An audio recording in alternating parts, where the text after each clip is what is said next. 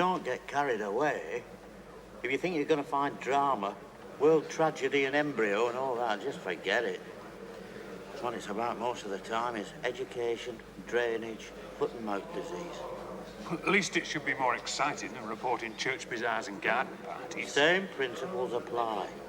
Get down accurately what goes on. Make sure you spell the names right. That's Robert Kahn, big chap in tweeds, just for me.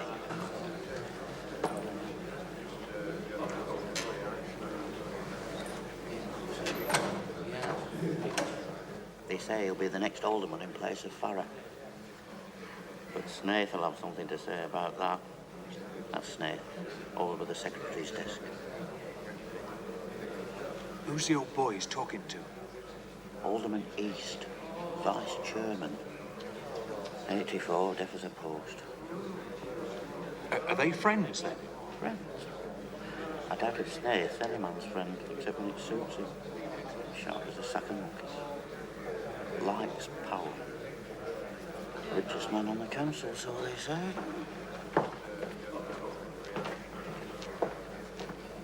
Horace? Sid, didn't expect to see you here today. Heard you'd got promotion. Right. I'm off to the Sheffield office next week. Just showing my successor the ropes as Lovell Brown, Horace Turner, Yorkshire record. How'd you do? Brown, getting them all sorted out, are you? Some of them. Oh, look, there's Mrs. Beddoes. I know her. Are you coming reporting here now, then? I hope you're more accurate with county council procedure than you are with clothes. If you write any more that Alderman Mrs. Beddoes looked well in her usual navy, I'll have your head on a charger.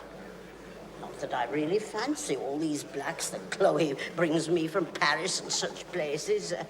I like a bit of colour. My time of life, if you're always in black, people can think you're too mean to change between funerals. Excuse me. You seem well in with that anyway, Brown. Bit sharp-tongued, isn't she? Well, she's got a reputation to live up to. Have you heard the latest about her? The travelling secretary of a birth control society called to ask for a support as alderman. I've 5 children already, she said. I was 72 last birthday. It's a bit late for me. Try Councillor Saxon. What about Saxon? Well, he's been married 52 years. No kids. When he gets off with a blonde in the tobacco kiosk on Kingsport Station and winds up at 74, mind, the proud, if somewhat embarrassed father of a bouncing baby boy.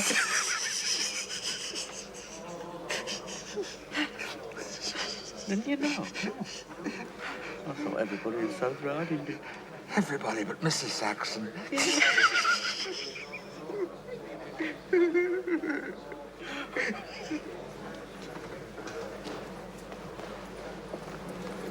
Have you done your lobbying? Enough.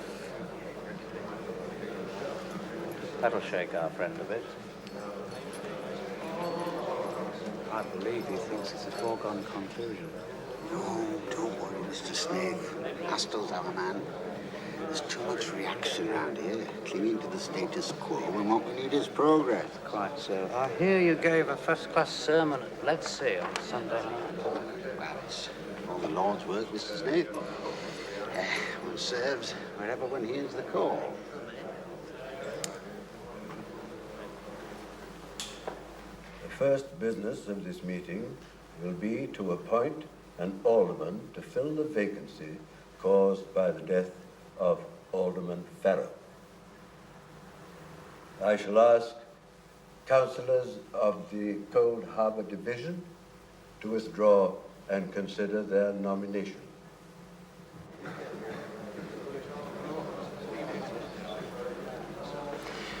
It's as good as settled, surely. Who? Khan, of course. God, don't you believe it? That's what Gryson told me. Gryson. Army and county stick together. Khan's not county. Lord Sedgemoor's son-in-law. A runaway marriage. And she's in an asylum. A private mental home, you mean? At Harrogate. He pays 10 guineas a week, they say, not counting extras. Yeah, would have been cheaper if he'd divorced when she started carrying on with young Lord Waiton. Oh, yeah, there was nothing in that. The kid's supposed to be Khan's anyway. I'm queer with it. Mental, you mean? 11 halfpenny in the shilling. Never been to school. Too much of her mother's blood.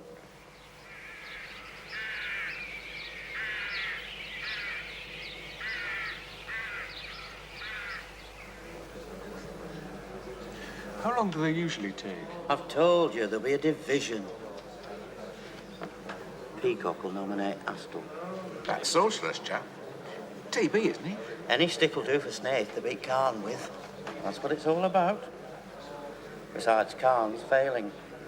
And they don't like to bankrupt an alderman. Khan failing. Haven't you seen Maythorpe lately? Crumbling to pieces over their heads. The stables are still full, though.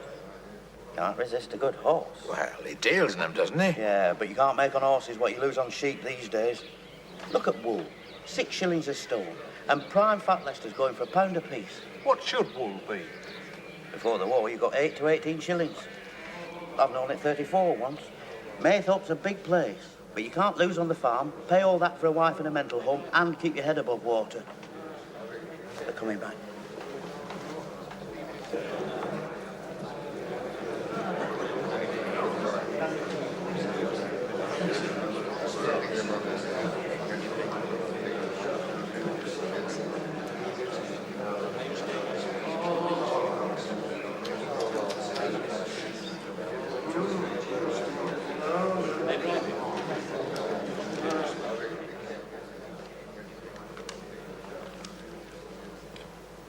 The Cone Harbour Division is divided on its recommendation.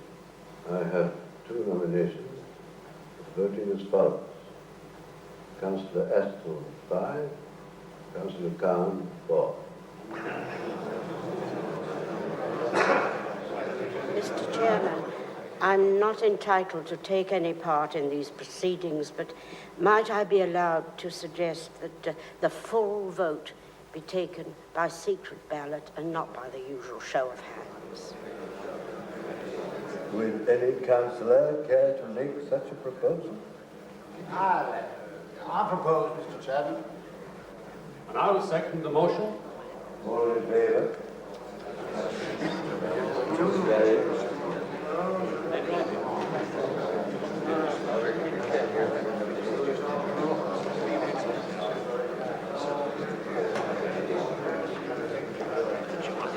My enemies are.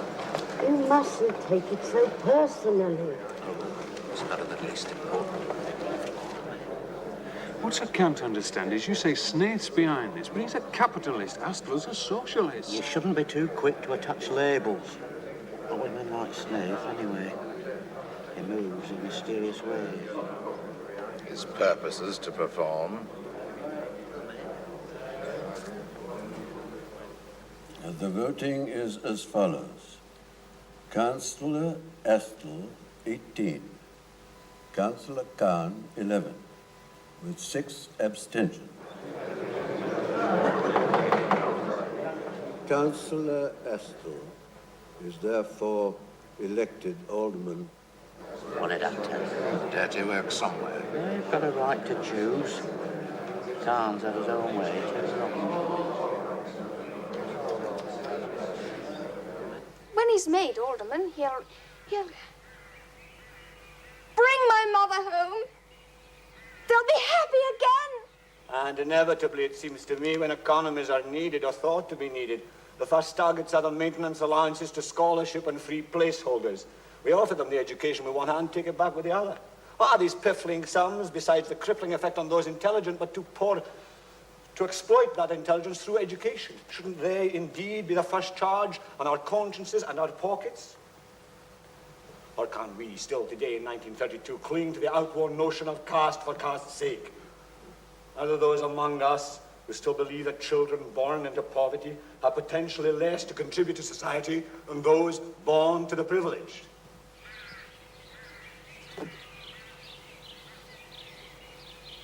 Perhaps you're right.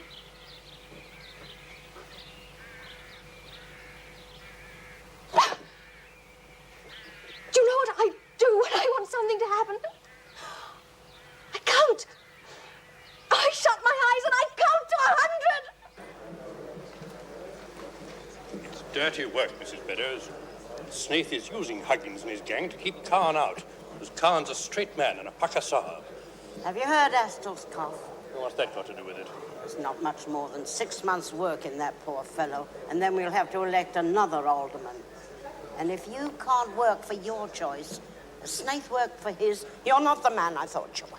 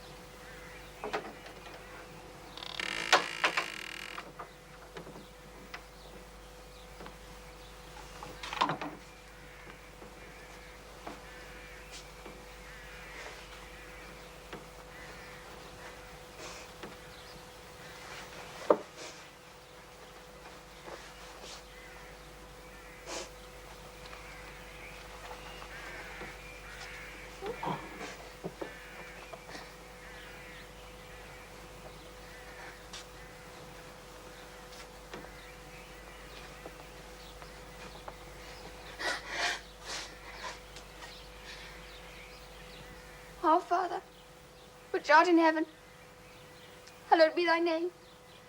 Thy kingdom come. Thy will be done in earth as it is in heaven.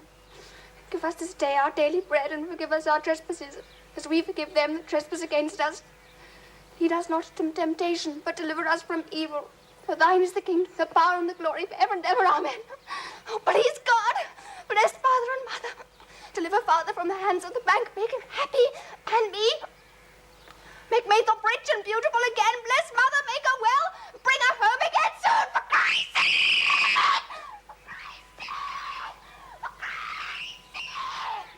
O Lord, thou understandest all things. Know that many and various are the strengths men need to carry out thy great work. I've been without home comfort for so long, and my flesh is weak. Forgive me, Lord, for what I'm about to do.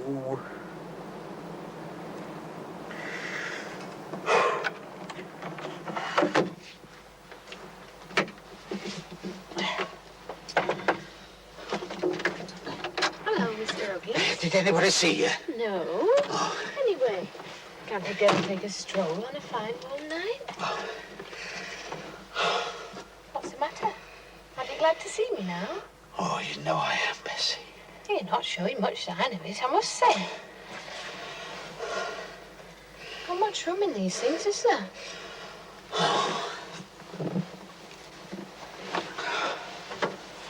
What did you want to see me about, anyway? Well, I mean, you know. How am I supposed to know? Funny place to meet and all in a lorry in the middle of wood. Here, Gerald. What do you think you're doing? There's no need to torment me, Bessie. Torment you? Torment yourself, you mean? I'm surprised at you, Mr. Huggins.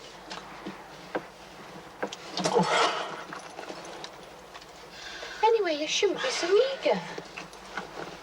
Give a girl a chance to catch her breath. We'll try again now, if you like. Come on. Come on, then. Oh. Oh. That's better, isn't it? Isn't that better? Oh, Bessie. I've been driven mad thinking about you. Have you, Mr. Huggins? Well, here I am. Oh. Oh. Oh. Oh, you don't waste much time, do you? Oh.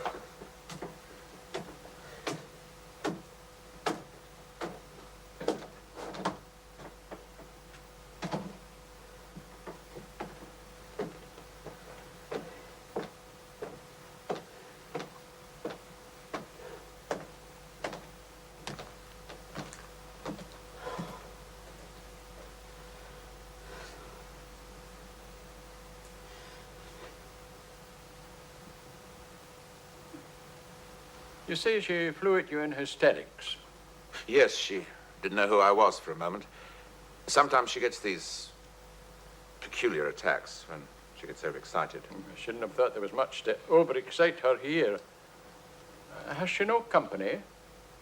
No, I'm afraid her governess left. Sickness in the family. Well, there's very little I can do. You mean there's nothing you can cure? Oh, I dare say she'll grow out of it, but she should have companionship of people of her own age. Mooning about in this great house on her own won't help her one little bit. Perhaps I should give her more of my time, but I have things to do. Quite. And as I said, it's companionship of her own age she needs. Have you not thought of sending her away? To school, you mean? Mm-hmm. It's the only thing, you know. Look, if you want her close to home, why not send her to the high school? There she'd have friends of her own age and someone in authority to keep an eye on her.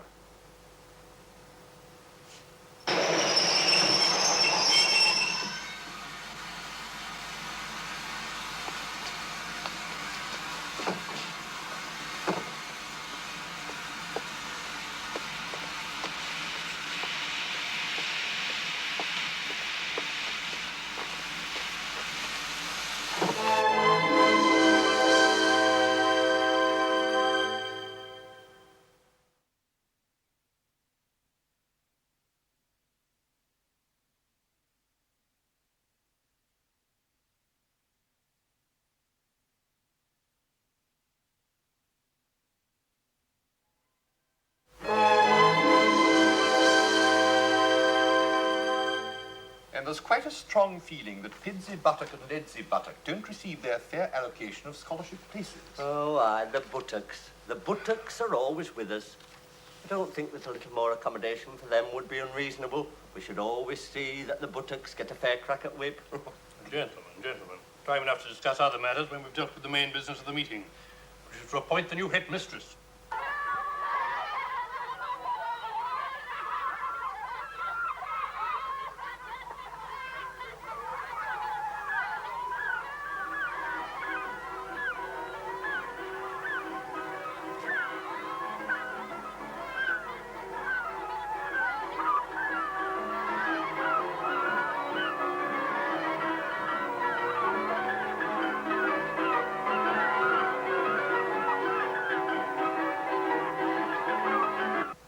That leaves us with one name from our shortlist.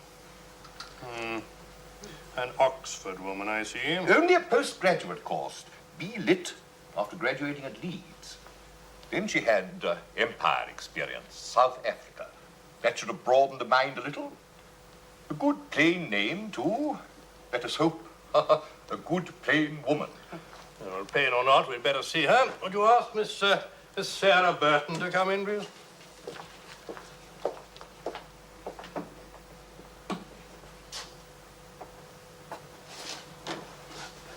Miss Burton. Sit down, won't you? Well, now, Miss Burton, you've been teaching at London, I see. The South London United Secondary School for Girls. I've been there for 8 years. The last 3 of which I was second mistress. The which school? Oh, that's a very famous centre of education.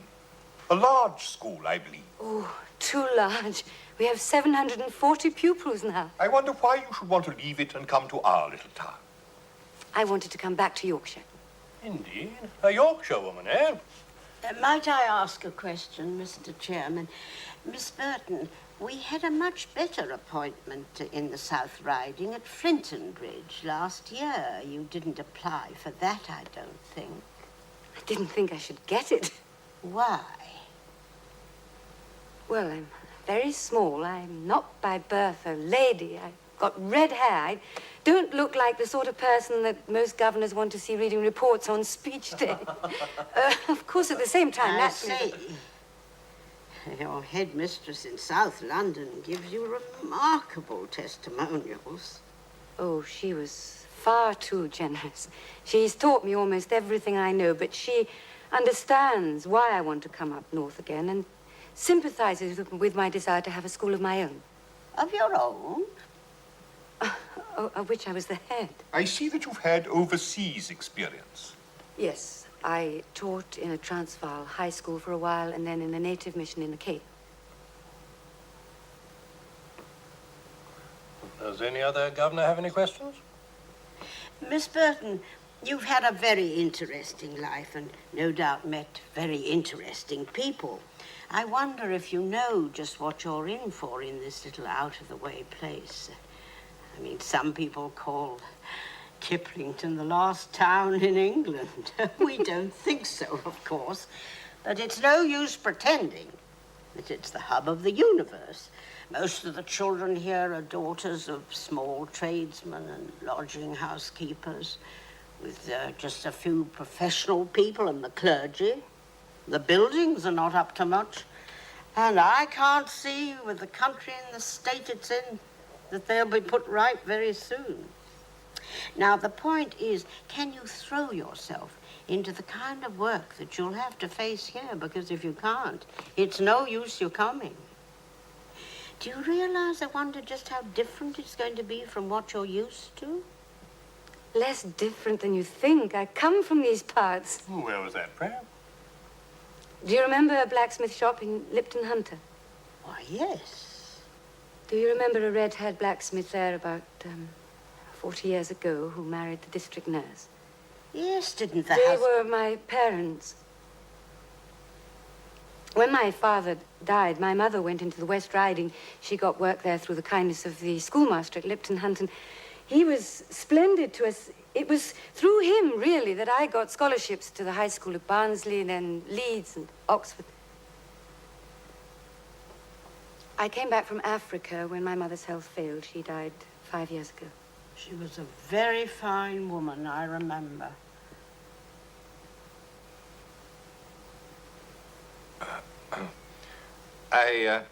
I hope your views on education are not too advanced for us here in Kiplington, Miss Burton. My views are simple. I believe in action and fighting. I have unlimited confidence in the power of the human intelligence and will to achieve order, happiness, wealth, wisdom. It's my duty to equip the girls entrusted to me for their part in that achievement, to fill their spirits with courage, optimism, and delight.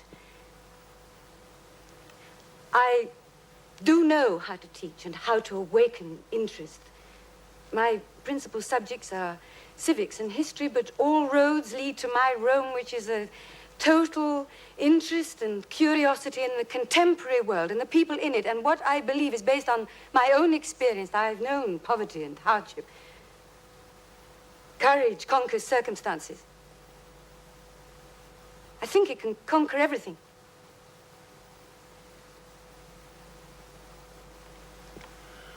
Well, any further questions? No? Thank you, Miss Burton. We'll just wait in the next room.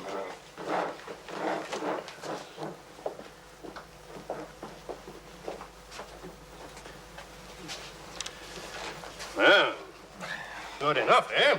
Eh? She's a bit different from our Miss Holmes. Good thing, too. If she's a bit more businesslike, perhaps she'll answer our letters. No, I mean, she's got some go about her. Seen a thing or two outside the school walls. I'm for her. Yes. However much we might have regretted the departure of Miss Holmes, it is a fact that with one or two exceptions, Mrs. Beddoes' daughter Chloe most notable, none of the girls in her care left to go on to academic distinction.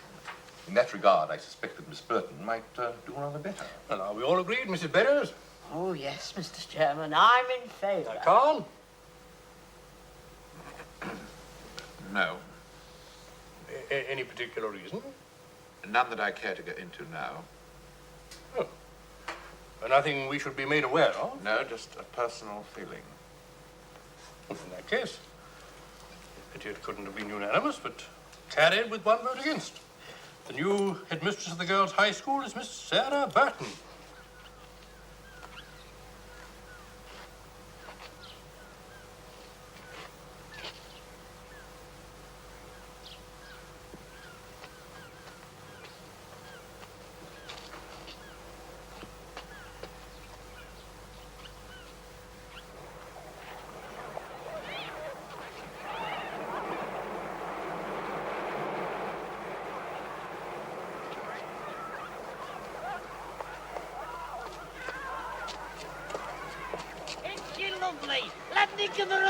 it? Oh, that's the way to do it. Oh, it is Ah, yes, it is.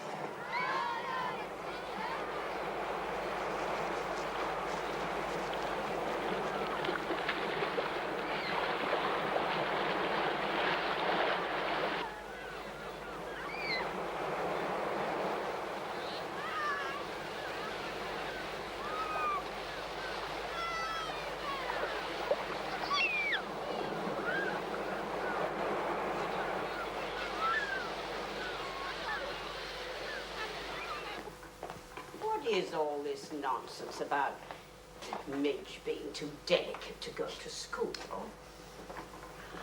There, I'll do that. I know how you like it. Good schools cost money. Bad ones cost more. What's wrong with the high school? Did well enough for Chloe and Sybil, and it's doing well enough for Wendy.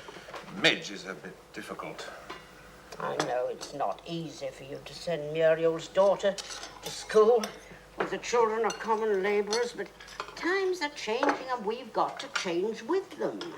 I mean, why should you be afraid that the other girls will influence her? She's more likely to influence them. Midge is all I've got left now. I've failed in everything else. I mustn't fail her. Well, it's your daughter you're educating, not Lord Sedgmire's. If he lend a hand, it'd be a different matter, but he doesn't. He left his daughter and his granddaughter with you to deal with. It's not your fault that Muriel's where she is, poor soul. And Midge is a dear child, but she needs knocking into shape. She needs the company of children her own age. It's not good for her to be alone so much. And that's what Campbell said. Well, Dr. Campbell's right. I suppose you know how they worked the election.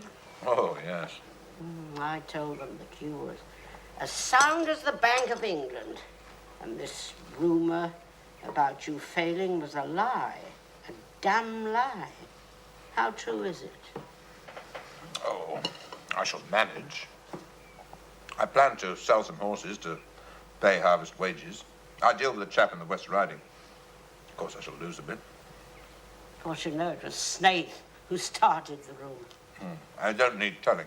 Well, a lot of it's your own fault, you know. You will go at him. I've told you before, he's a queer friend, but he's a worse enemy. There's not a thing going on in the South Riding he doesn't know about, not a thing that he knows about that he can't make use of. Yes, he's as straight as a corkscrew. Oh, there you're wrong. No, he's not crooked. He's slim, but he'd never break the law. All he'll do is to work in the dark for what he thinks is righteous. He sees you as an obstruction, and you are too. As I've always told you, you overdo the economy cry.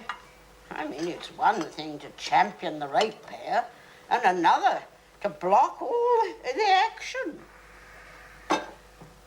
Oh, never mind. We'll get you in next time. But you mustn't go out of your way to offend Snaith.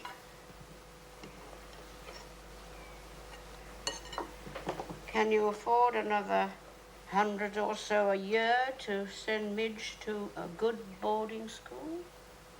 No, but I thought... You thought you could do it cheaper. You thought you could put off deciding. Well, you can't. Now, be a man. Face up to it. Send her to the high school with Wendy. You don't like our Miss Burton, No. I remember her mother. She had breeding. Touch of the bar sinister somewhere in that family, I shouldn't wonder. I remember the father, drunken over the man. I took a mare to him once when she'd cast a shoe. We'd lost a fox at Lipton Sticks. He'd been drinking then. He missed with the hammer and bruised the horse's shin bone. Well, what did you do? Pushed him out of the way and finished the job myself. But the mare was never the same again. She never carried quite so easily. And next year at Haynes Point to Point, she fell and broke her back. You know what finished him, don't you? One Saturday night he came home more than usually drunk and fell flat on his face in the water trough that he used for cooling irons. His wife must have thought he'd gone off with some woman somewhere. She never even bothered to look for him until Monday morning. And you've just appointed his daughter to be headmistress of the high school? Well, I can't say I saw any signs of her lifting her elbow. Oh, no. No, I didn't You mean... don't know what you mean, do you? Isn't it because she's a little red-haired whippersnapper who's not afraid of the Board of Governors and who'll likely stir up some of the dust that Miss Holmes let rest over her 25 years? I'll tell you something. I've been weighing people up for a long time now, and I know that that girl will wear well. In fact, I'll make it my business to see that she does. Do you want some more tea? No, thank you. You can pour yourself a scotch and soda if you like. I don't care what time it is. No, I haven't taken to the bottle yet. Oh, you mustn't take things so hard. By the time you're 70, you'll have learned that we have to make the best of the world God's given us and not expect too much of anyone, not even ourselves. Granny Beddoes! I didn't know you were here. Oh, hello, my dear. Hello. Your father and I have been appointing a new headmistress at the high school. She's a little red-haired lady who isn't afraid of anyone, not even me. Who's afraid of you, Granny Beddoes? Oh, you'll be surprised. I've got a sharp tongue, you know, and I use it on purpose when I want something done. Even your father, I believe, is a little bit timid of me at times. Midge, would you like to go to school next term with Wendy? Yes. Yes, darling Daddy. Please. That's all settled then.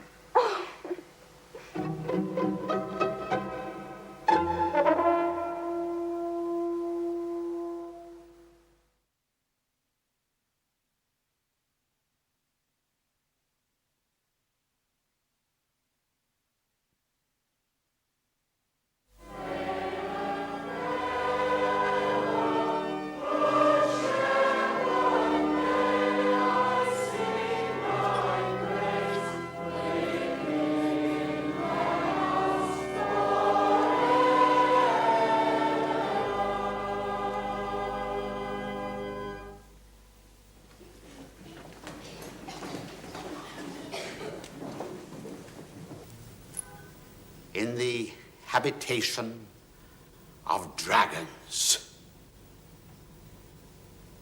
Isaiah's words come to us to rebuild the wilderness. Not to some long ago people in some distant place, but to us here and now. For the wilderness and the desert are all about us on every side, if we only have the eyes to look at them. And the dragons we must fight in the name of the Lord are those of misery and squalor and overcrowding. Do you know those little alleys of East Kinsport, my friends?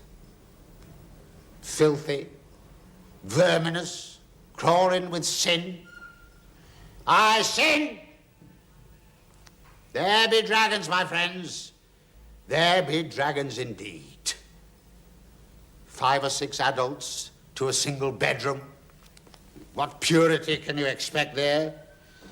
Men and women, yes, and boys and girls together. And who is to blame? Is it they themselves who are feckless and lazy, dissolute, so lacking in any shame that they cannot lift themselves out of the mire into a better life? Oh, how I hate misery, my friends. How I hate and loathe and abominate it. And what a different world in God's name we could build. Hallelujah. Is it a dream that not a woman should be overburdened? Not a child forlorn? not a man discouraged, that youth should endure forever, that strength should never fail, that love and gaiety and song and feasting should reign on earth as surely as they reign eternally in heaven? I say no, brothers and sisters, it is not a dream, for it is no more than our Christian duty to strive unceasingly to establish God's kingdom here on earth unto the day when Isaiah's prophecy shall come to pass, and the ravening beast shall be cast out, the wilderness made good and fruitful, and the ransomed of the Lord return again unto the Zion of Christian decency with songs and everlasting joy upon their heads.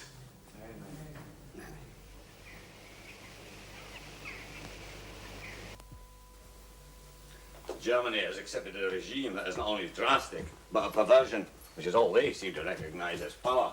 Quite. They're curious people. Come in, gentlemen.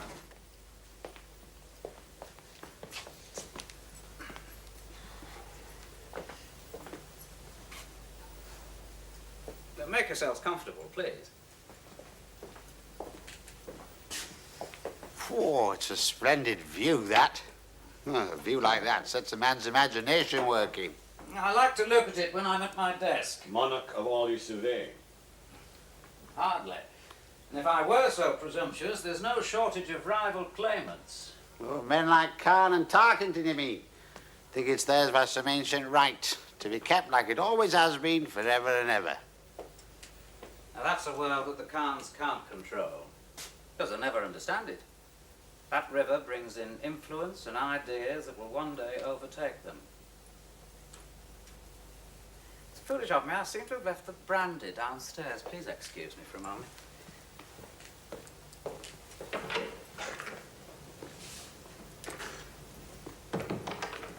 He's a funny chap, Snape, don't you think? In what way?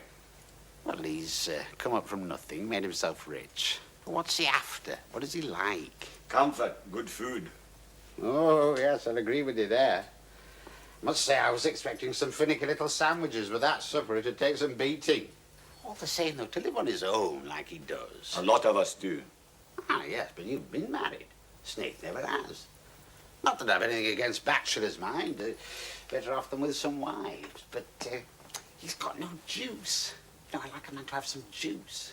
And he's close. You don't know what he's thinking half the time, and when you do, you don't know why.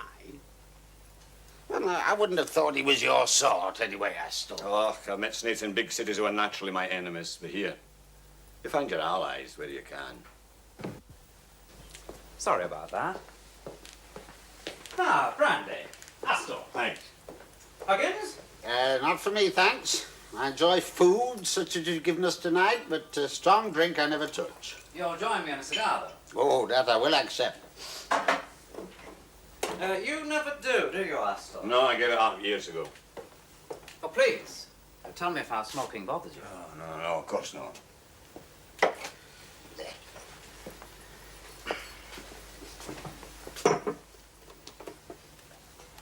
Ah, thank you.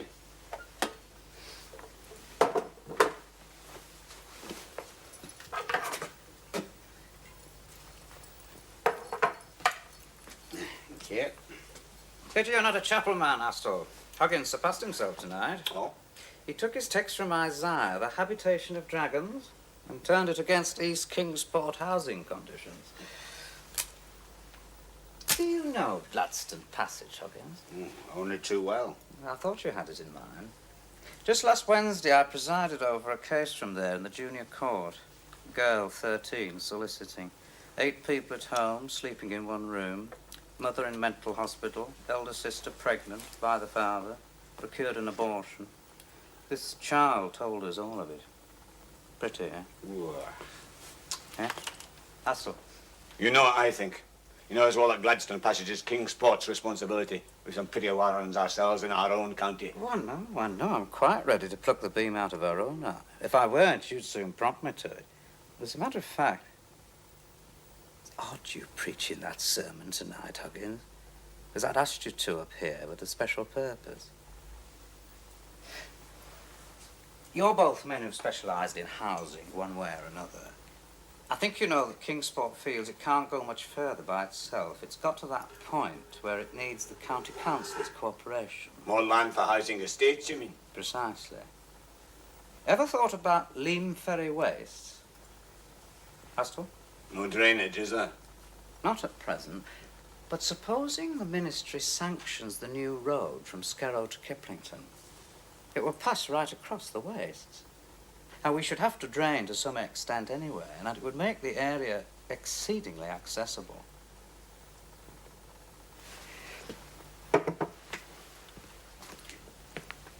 I should like you, if you will, to come here for a moment and look at this. I've had a model made, partly for my own amusement, but I want you to help me decide if there might not be something more than amusement in it. And there's the waste. Yes, 2.5 square miles of absolutely useless land at present belongs to the Ramington Panel Company. Going for a song, but notice its location. It's no further from Kingsport than Clixton Garden villages. In fact, it's much nearer for men working in Scarrow and Fleetmire. And if the Ministry of Health would let us drain it as part of a big new town planning scheme and cooperate with Kingsport to move the families out of Scarrow Yards and Gladstone Passageway. Oh, it's a dream, of course, and Westminster may turn us down flat, but... The first thing is the road, isn't it? Oh, yes, all else follows from that. Just let your imaginations run free for a moment. A whole new market will be opened up for that part of the South Riding. Think of it, Huggins. Think of it. Think of the wonders fresh air and space and freedom could work. The figures for tuberculosis, rickets, and the other infantile scourges in East Kingsport could be reduced, perhaps wiped out altogether.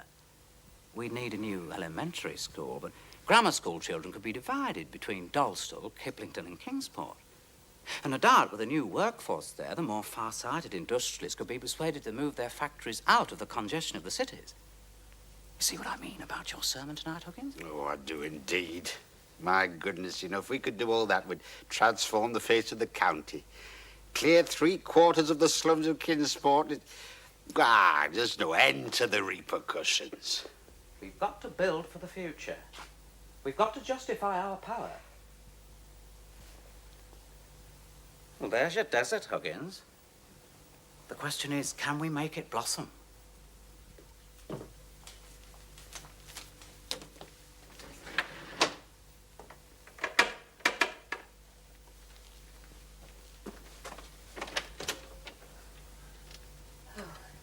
Hello.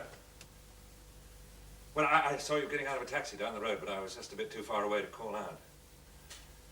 Can I come in? Yes, of course. Thanks.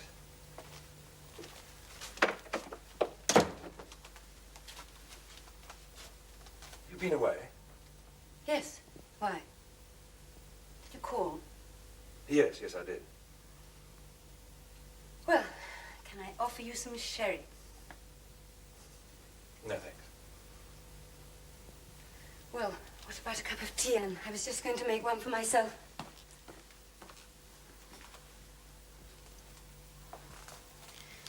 How are things in the Mother of Parliaments? Oh, full of the usual give and take and compromise. It's good to know they're flourishing somewhere. I see the Times reported your speech in the unemployment debate the other week. Yes. Oh, you're becoming quite well known as, what's the term? A prominent backbench spokesman. We'll see you in the cabinet yet. Oh, if ever a Labour government stays in office long enough to give the old men a chance to tire themselves out. Yes. Why did you come, David? I thought we'd agreed to differ and part.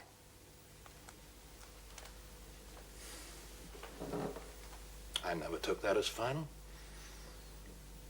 I've been thinking about you. It occurred to me that you might have changed your mind.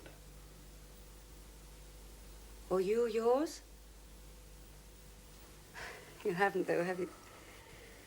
You still won't marry me. Not on your terms, David. Not at the expense of my work. And you didn't fancy the alternative I offered you, did you? To become my mistress? Oh, what sort of alternative is that? one that would have allowed us to find some joy in one another whilst fulfilling ourselves as individuals. But you don't believe in the woman as an individual, do you? To you, she's the helpmate who has to find her satisfaction through your achievement, just an appendage. A compliment. Completing you, David, diminishing me. Phew.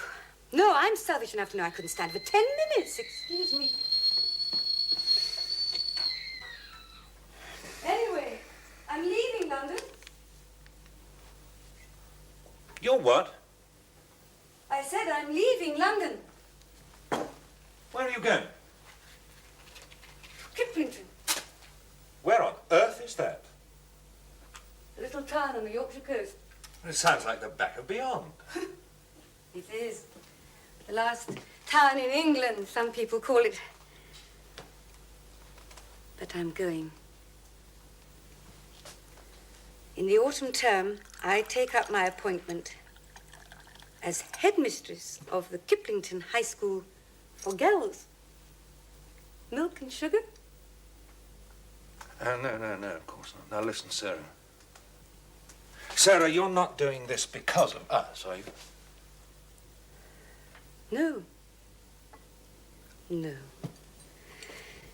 If things had been different, well, I might have stayed on. Or at least not gone so far away. But they weren't.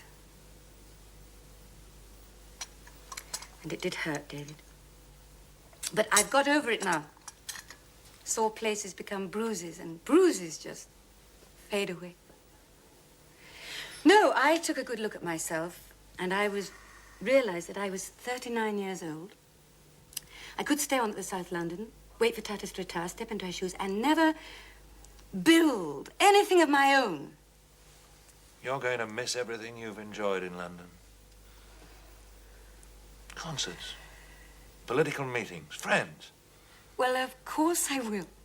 But I'm not going to stagnate up there, no fear. There'll be far too much to do. I'm a fighter, David, and I love teaching. I don't think you've ever understood just how much. And there's no chance of a love affair up there in the South Riding. And a good thing, too. I think I'm born to be a spinster. And if that's the case, then by God, I'm going to spin. It's a terrible waste. No, it isn't. It would be a terrible waste if I were to throw away everything and devote my time to bolstering up one man. But I don't I've got just want you as a brains, David, boaster. and Well, of willpower course and you've got organising brains ability and a and hot everything temper. And I really love teaching. Those are my assets. And I know what I'm going to do with them. I've made up my mind. It's a decrepit old building. Daughters of local shopkeepers. A sticky board of governors. Moribund local authority, all in a dead end of nowhere. That's my material. And out of it, I'm going to build a great school.